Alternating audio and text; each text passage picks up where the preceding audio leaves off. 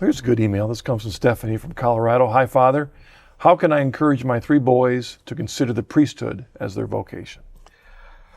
One of the things that I think is most important is that we talk to our children not about what they want to do, but about what God wants them to do. Ask kids, what do you think God wants you to be when you grow up? Pray for your boys.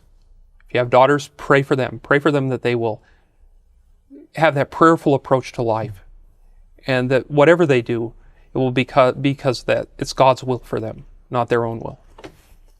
And tell them what Father Meersman told me.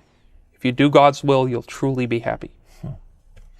It's interesting in the sense that I've been reading some devotions by a Catholic, a Jesuit priest from living during the time of the French Revolution, Father Gros, who's got some great stuff on EWTN.com. You go get to the documents, some wonderful stuff called Spiritual Maxims.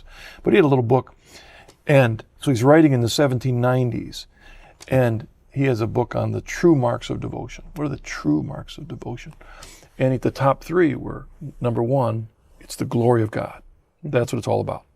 Number 2, it's your holiness.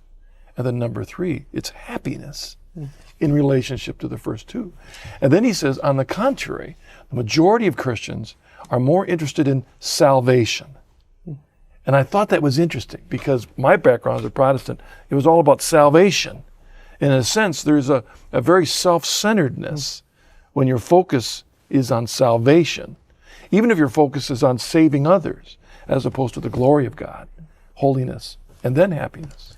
God knows each one of us better than we know ourselves. He knows the inmost recesses of our being. And if we do God's will, He's going to lead us to what will make us fulfilled in this world and happy with Him forever in the next. And that's what life needs to be about. That's salvation from the correct perspective, focused on God. You do God's will, salvation will follow right along.